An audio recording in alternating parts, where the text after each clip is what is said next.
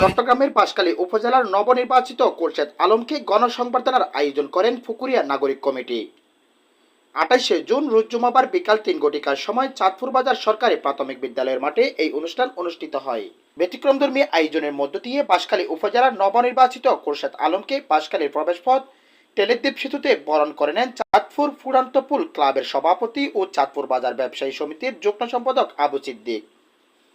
টেলিদ্বীপ সেতুতে উৎসবমুখর পরিবেশে নবনির্বাচিত চেয়ারম্যান খোরশেদ আলমকে বরণ করে ঘোড়ার গাড়ি করে বিশাল আকারে চোলোডান করে নিয়ে যায় চাঁদপুর বাজার জাইতুন ক্যাফে।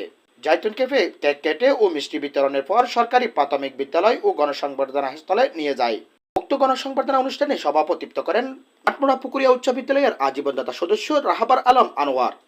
প্রধান অতিথি হিসেবে উপস্থিত ছিলেন ইউনিয়ন ব্যাংকের ব্যবস্থাপনা পরিচালক জনাব এবিএম মোকাম্মেল হক চৌধুরী আলাল। বিশেষ অতিথি হিসেবে উপস্থিত ছিলেন বাঁশখালী বুলগাঁও চা বাগানের ব্যবস্থাপনা পরিচালক জনাব আবুল বাশার।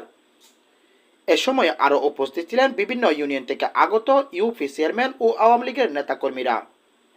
Mohammad Jamal Uddin, news desk, Chittagong.